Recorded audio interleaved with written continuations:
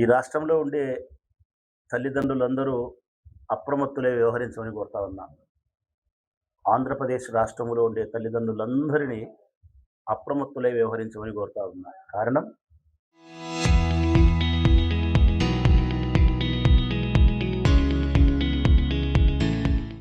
నిన్నటి దినం ఈ రాష్ట్ర ముఖ్యమంత్రి చంద్రబాబు నాయుడు గారు శ్రీకాకుళానికి పోయి అక్కడ ఒత్తి ముట్టించినారు. ఇక్కడ కడపలో వెలింది అది. శ్రీకాకుళంలో ఏంది ఆ మాట అంటే, మూడవ సంతానానికి కనండి 30,000 ఇస్తా, నాలుగవ సంతానానికి కనండి 40,000 ఇస్తా, ఐదో సంతానానికి కనండి 50,000 ఇస్తా. తల్లిదండ్రులారా, అప్రమత్తులై వ్యవహరించండి. పొరపాటున చంద్రబాబు నాయుడు గారి మాటలు మీరు నమ్మితే ఒక సామెత గుర్తొస్తుంది నాకు. మా పల్లెల్లో చెప్పేవాళ్ళు, మా అందరికీ తెలిసిన సామెతే, కొంచెం మార్చి చెప్తాను. ఎందుకంటే అందులో బూత్ ఉంది కాబట్టి, అది బాగుండదు కాబట్టి కొంచెం మారుస్తాను. మా పెద్దోళ్ళు చెప్పేవాళ్ళు ఎప్పుడు, వినకూడని వాని మాటలు విని ఇంట్లో గింజలు అమ్మాకురా అని చెప్పినారు. వినకూడని మాటలు, ఎవరి మాట అయితే వినకూడదో వాని మాట విని ఇంట్లో గింజలు అమ్మాకురా, చెడిపోతావు అని చెప్పినారు. ఇప్పుడు నేనేం చెప్తానా తల్లిదండ్రుల కంటే, చంద్రబాబు నాయుడు మాటలు నమ్మి, ఈ బాబు మాటలు నమ్మి మరొక బాబుకు జన్మనిచ్చినావా, చెడిపోతావురా నాయన అంటనా నేను. కారణం, మూడవ సంతానం కలిగినప్పుడు 30,000 ఇస్తానని చెప్పిన ఈ పెద్ద మనిషి ముగ్గురికి ఇస్తాడు, మిగతా వాళ్ళకి ఇయ్యడు.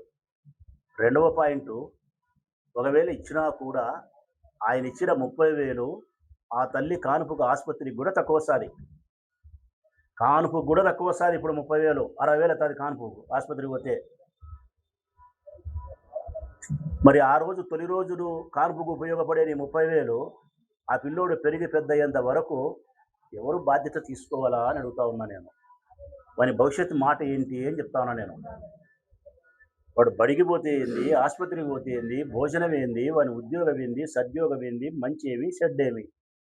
నువ్వు ఈరోజేమో కనమని చెప్తావు, ముగ్గురిని గను, నలుగురిని గను, 5 మందిని గను అని చెప్పి నీ మాటలు నమ్మే వాళ్ళు పొరపాటున కంటే పిల్లల భవిష్యత్తు ఏంది?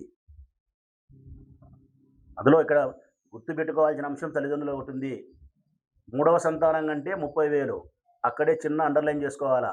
కాన్పు వరకే ఆ లెక్క. ఏం చెప్పినా కాన్పు వరకే, ప్రతి ఏటా కాదు తల్లిదండ్రులారా. మూడవ బిడ్డకు ప్రతి సంవత్సరం 30,000 ఇస్తా అని చెప్పలే ఆయన. నువ్వు కన్నె రోజు మాత్రం 30,000 ఇస్తాడట, మిగతా సంబంధం లేదంట. నేను అడుగుతా ఉన్నా ఈ ముఖ్యమంత్రి గారిని, అట్లొద్దయ్యా. దేశంలో జనాభా తగ్గిపోతుంది కాబట్టి దేశ జనాభాను పెంచడానికి, దేశ ఆర్థిక అభివృద్ధిని సాధించడానికి, సంపదను పెంచడానికి పిల్లలు కను అని చెప్తున్నావు నువ్వు. కంటామనుకో నీ మాట నమ్మి పిల్లల భవిష్యత్తు ఏంది అంటున్నాం. అందుకే పుట్టిన ప్రతి పిల్లవానికి నువ్వు ఒక 50 లక్షల రూపాయలు ఫిక్స్డ్ డిపాజిట్ చేయవని పేరుతో బాండీ తల్లిదండ్రులకు, సంవత్సరానికి 1 లక్ష రూపాయలు మెయింటెనెన్స్కి, వాని అర్హతను బట్టి వానికి ఉద్యోగం ఇస్తానని చెప్పి గ్యారంటీ, ఇవన్నీ ప్రభుత్వం ఒక అగ్రిమెంట్ చేసి ఒక జీవో ఇచ్చి, ఏ ప్రభుత్వాలు మారినా ఈ జీవోలు మారకూడదని చెప్పి తల్లిదండ్రులకు నువ్వు అగ్రిమెంట్ చేసుకుంటే అప్పుడు ఆలోచించాల్సిన పరిస్థితి. పిల్లోని కంటే చాక్లెట్ ఇచ్చినట్టో, తాయిలం ఇచ్చినట్టో 30,000 ఇస్తే పిల్లవాని యొక్క భవిష్యత్తు ఏంది? పిల్లవాని భవిష్యత్తుకు గ్యారంటీ కావాలా. ఈ రాష్ట్రంలో మూడో సంతానానికి, నాలుగో సంతానానికి రాష్ట్ర ప్రభుత్వం దత్తత తీసుకోగలిగితే, వారి అర్హతను బట్టి ఉద్యోగాలు ఇవ్వగలిగితే, ఆస్తిపాస్తులు ఇవ్వగలిగితే ఎక్కడైనా పద్ధతి.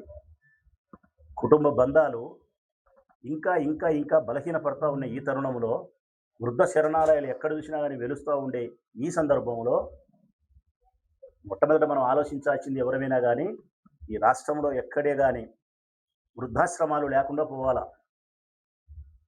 తల్లిదండ్రులకు వారి సంతానం దగ్గరనే శేష జీవితం గడపగలిగినటువంటి బంధం ఏర్పడాలి. అదే తల్లిదండ్రులు మన నుంచి ఆశించేది. ఇట్లాంటి పరిస్థితుల్లో మూడో పిల్లోని కానీ 30,000 ఇస్తా, నాలుగో పిల్లవాని కానీ 40,000 ఇస్తా, రేపొద్దున వాడిని చదివించుకోలేక, చేసుకోలేక, ఏ చిన్న పనికో తరంగాని పనులకో, అసాంఘిక కార్యకలాపాలకో మళ్ళీ ఇచ్చే పరిస్థితి. ఇది కరెక్ట్ కాదు. జనాభాను పెంచాలా, నువ్వు ఆర్థికంగా పురోగమనాన్ని సాధించాలనేదే నీ మాట అయితే గన, ఈ సంస్కరణకు అనుకూలంగా, ఈ మార్పుకు అనుకూలంగా, ఈ మార్పు ఉపయోగపడే ప్రజల యొక్క అవసరాలను గుర్తించి చేయాల్సిన పనులు నీ ప్రభుత్వం చేయగలిగితే, నీ సంస్కరణకు ప్రజలు ముందుకొస్తారంటే ఏదన్నా అర్థం ఉంది తప్ప, పిల్లవాడిని కనడాన్ని ఒక ఉద్యమంగా చేపట్టమంటున్నాడాయన. సంసారం చేసేదే ఇంక పని పెట్టుకొని వేరే పని పెట్టుకోకండి, పిల్లోళ్ళని కనండబ్బా. ముఖ్యంగా చంద్రబాబు నాయుడు తెలివైనటోడే, మనమే మూర్ఖులం ప్రజలారా. ఎలక్షన్ల ముందు ఆయన ఏం చెప్పినాడు? నేను సంపద సృష్టిస్తా అని చెప్పినాడు. మనం ఇన్నాళ్ళు ఏమడిగినాం? సంపద సృష్టించాలి అంటున్నాడు. కానీ పొరపాటు, ఆయన చెప్పేది ఏం చెప్తున్నాడు? సంపద సృష్టించడం అంటే జనాభాను పెంచడమే. జనాభాను సృష్టించగలిగితే వాళ్ళు డబ్బులు సంపాదిస్తారు మీ కుటుంబాలకు, కాబట్టి మీరు కనండి అంటున్నాడు. రేపొద్దున ఏం చెప్తారో తెలుసునా? నేను సంపద సృష్టించినా అంటాడు. P4 ద్వారా నీకు లెక్కించిన అంటాడు కదా. ఇప్పుడు పిల్లలు కనిలే, రేపొద్దున పెరిగినాక 20 సంవత్సరాల వాళ్ళు సంపాదించి డబ్బులు ఇస్తారు కదా, కానీ సంపద సృష్టించినా నేను చెప్పిన ప్రకారం సంపద సృష్టించినా అంటాడు. ఇది ఆయన చెప్పే విధానం. కానీ నలుగురిని 5 మందిని సంతానం కంటే ఒక స్త్రీ యొక్క ఆరోగ్య పరిస్థితి ఏంది అని ఆలోచించాలా. వాని పిల్లవాని యొక్క పోషణ ఏంది అని ఆలోచించాల్సిన బాధ్యత ఉంది. ఈరోజు భార్యాభర్త ఇద్దరు కలిసి పనులకు పోతే కానీ భుక్తి జరిగే పరిస్థితి లేదు. భార్య పనికి పోవాలా, ఉద్యోగానికి పోవాలా, భర్త పోవాలా. ఇద్దరు పనులకు పోయేటప్పుడు ఇంట్లో పిల్లోడు చూసుకునేది ఎవరయ్యా? చంద్రబాబు నాయుడు. అందుకని చెప్తా ఉన్నా, ముగ్గురినో నలుగురినో కంటారు, అమ్మా నాయన పనికి పోతారు కాబట్టి ఆ పిల్లోల ముడ్డిగడిగే పని నువ్వు మీ పార్టీ ఎమ్మెల్యేలకు పెట్టు. ఇంటింటికి పోయి ఆ పిల్లలు పెంచడానికి ఆలడా పాలడా ముడ్డిగడిగే పని మీరు తీసుకొని రా స్వామి, నేను చెప్పినా వాళ్ళు కనవని చెప్పి వాళ్ళు కనినారు అని చెప్పు మరి. ఆరోగ్య పరిస్థితిని ఆలోచించాలా, వాళ్ళ ఆర్థిక విధానాన్ని ఆలోచించాలా, వాళ్ళు చేసే ఉద్యోగానికి పిల్లల యొక్క పోషణ చూడాలా. చిన్నపాటి ఆస్తిపాస్తులు ఉంటే 10 మందిని కన్నప్పుడు ఎంత విచ్ఛిన్నమైపోతుంది ఆస్తి, వాళ్ళ పరిస్థితి ఏందని గమనించాలా. కేవలం పనికిరాని మాటలు, పనికిమాలిన మాటలు. నువ్వు అమ్మఒడినే కన్నె పిల్లలు అందరికీ బేస్తానని చెప్పిన మనిషివే బేయలేకపోతున్నావు. రేపొద్దున ఈ 30,000 40,000 నువ్వు ఇచ్చేది ఏంది? నువ్వు ఇచ్చినా కానీ ఒక పుట్టినప్పుడు ఇచ్చిన తర్వాత మిగతా పరిస్థితి ఏంది? అందుకే నేను తల్లిదండ్రులకు అప్రమత్తమై ఉండమని చెప్తా ఉన్నా. పొరపాటున ఎవరైనా చంద్రబాబు నా మాటలు నమ్మితే ఇంట్లో గింజలమ్మినట్టే అంటాది. పనికిమాలినోని మాటలు నమ్మి ఇంట్లో గింజలమ్మితే ఎట్లుంటుందో, చంద్రబాబు మాటలు నమ్మి మీరు మరొక బాబుకు గన జన్మనిస్తే ఈ బాబు మాట నమ్మి అట్లనే ఉంటుంది ప్రజలారా. ఇంత చెప్పిన పెద్ద మనిషి మరి లోకేష్ బాబు ఎంతమందిని కన్నాడయ్యా? ఒకరినే కదా లోకేష్ బాబు కనింది. చంద్రబాబు నాయుడు ఎంతమందిని కన్నాడయ్యా? ఒకరినే కదా కనింది. మీరు మటుకు ఒకరిని కనండి, కష్టం చేసుకొని బతికే వాళ్ళ మటుకు 4 మంది 5 మందిని కనమని చెప్పు. వాళ్ళ యొక్క ఆలనా పాలన మేము చూడము, వాళ్ళ భవిష్యత్తుకు మేము ఉపయోగపడదు ప్రభుత్వము, మీ సావు మీరే సావాలని చెప్పితే ఎక్కడ న్యాయం?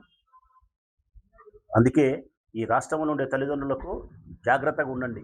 బాబు మాటలు నమ్మి పొరపాటు పడితే మన పిల్లల భవిష్యత్ అంధకారం అయిపోతుంది. తస్మాత్ జాగ్రత్త.